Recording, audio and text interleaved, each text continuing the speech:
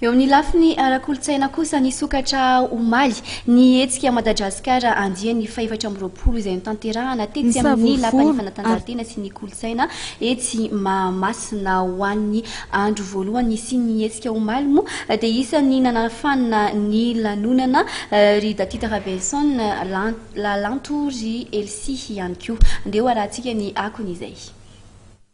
Tao anaty lanonana manetriketrika noho ny antomboan'ny Madajazzcar andiany faefatra amby roapolo omaly tetsy amin'ny lapan'ny fanatanjahantena sy ny kolotsaina etsy Mahamasina.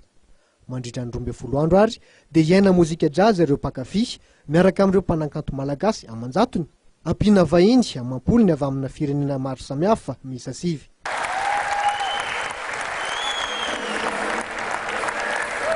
Isan'ny santatra ny lanonana ny tarika Krakatau avy any Indonezia sy Paco Sery avy any Côte d'Ivoire omaly alina.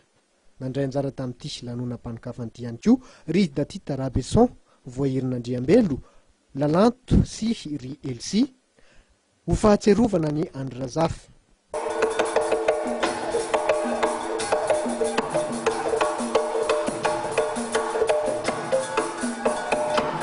Omendanja manokana ireo tanora vao misandratra mandritra ty Madajazzcar andiany faefatra amby roapolo ty. Ipahatoerana ihany koa ny vehivavy izay manomboka mandray anjara mavitrika eo amin'ny sehatry ny jazz malagasy. Isongadina ihany koa ny fifanakalozana sy ny fiarah-miasa eo amin'ireo mpanakanto vahiny sy ny avy eto an-toerana. Merci beaucoup.